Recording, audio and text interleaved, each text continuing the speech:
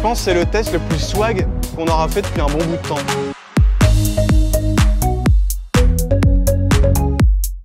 La 600 SL, c'est un des modèles, à mon sens, les plus emblématiques de toute la gamme SL. Parce que déjà d'une, elle a une gueule de ouf. Parce que deux, elle avait, tu sais, le fameux hardtop qui venait au cas où tu aies besoin de te retourner. Celle-là, c'est une stricte 2 places. Elle est tellement cool et elle est tellement noble avec ce V12. C'est une symphonie, cette voiture, je vous le dis, moi. Une symphonie. Le premier truc qu'on va ressentir avec ce genre de vieille voiture, puisqu'elle n'est pas toute neuve non plus, elle date des années entre 92 et 95, c'est, bon, bah évidemment, tout est un petit peu mou, quoi. Et puis, t'appuies... Bon, ça envoie, hein. Mais ça envoie de façon très linéaire. Et on sent que la suspension n'a qu'une envie, c'est de t'envoyer baldinguer dans tous les sens. Mais c'est tellement cool. T'as l'impression d'être un méchant dans les vieux films des années 90, là, qui en a rien à branler de tout. Rien que ça, c'est tellement cool. Alors, ce qui est assez étonnant, c'est que cette 600 SL, donc 6 litres de cylindrée, c'est quand même pas rien pour ce V12, ne développe que, ou ne développait que, à l'époque, 394 chevaux. Aujourd'hui, tu as l'impression que c'est limite une voiture de pimpin, alors qu'à l'époque, c'était quand même le vaisseau amiral absolu de la GT sportive chez Mercedes, quoi. 394 chevaux aujourd'hui, limite, tu pompes un peu ta Mégane et elle y va, quoi, tu vois. Par contre, la bête, elle envoie quand même 570 Nm à 3800 tours minute. Ça tracte quand même un peu, hein. Mais tu sens que la voiture est d'une lourdeur, je te raconte pas. Super lourde, mais tellement cool. Je pense que je vais pas arrêter de dire tellement cool, parce que pour moi, cette voiture, elle est tellement cool. Ce que je trouve vraiment ultra marrant et ultra agréable dans l'univers de cette automobile, bah, c'est justement l'univers dans lequel on est replongé. On est replongé dans l'univers des aiguilles, donc de l'analogique. On est replongé dans la radiocassette. On est replongé dans de la ronce de noyer, des trucs un peu marrants. Donc c'est vraiment très très old school. Ce qui est rigolo aussi, c'est de se rendre compte qu'en fait, la boîte automatique de cette 600 SL, elle a que 4 rapports. Mais encore une fois, dans les années 90, c'était la crème de la crème, cette bagnole. Tu te fous de sa gueule aujourd'hui, parce qu'aujourd'hui, les bagnoles, elles en ont 9. Mais non, dans les années 90, ça en jetait. Il y a un truc tout bête avec cette voiture. Il n'y a pas un écran, tu vois. Dans les années 90, il y avait plein de boutons. C'est tout. Il n'y a pas d'écran.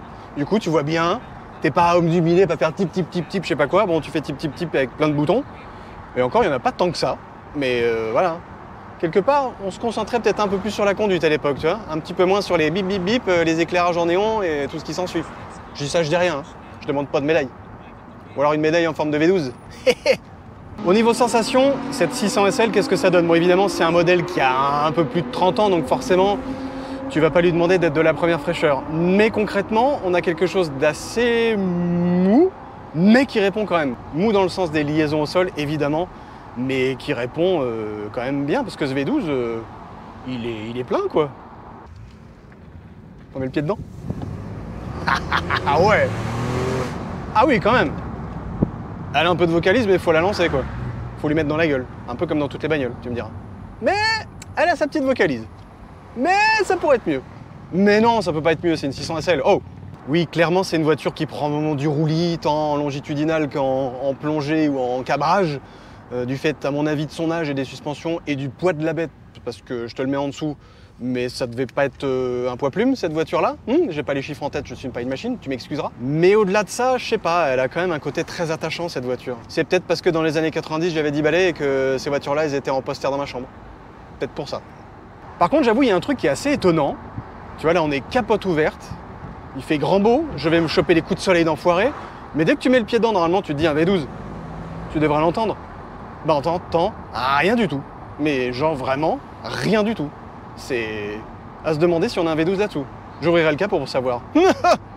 Mais on s'arrête 2 minutes, parce que tu connais la tradition sur En Roue Libre, c'est de regarder ce qu'on a sous le capot. Et quand on a une 600 SL et un V12, bah on regarde la grosse tronche qu'il a quand même, tu veux bien? Ouais. Et donc voici, messieurs, dames, la pièce d'orfèvrerie des années 90, le fameux V12. 6 litres de cylindrée, un machin énorme. Mais tellement cool. Ouais, clairement, la direction est un peu spongieuse, on sait pas trop où est le point milieu. Le freinage, lui aussi, bon, il faut s'accrocher un peu pour lui mettre un petit peu de mordant. Donc évidemment, cette 600 SL, elle a plein de défauts, elle a les défauts de son âge. Mais elle est tellement noble que ces défauts, j'en ai rien à foutre. Mais rien à foutre. Vraiment. Tiens, regarde, je mets le pied dedans.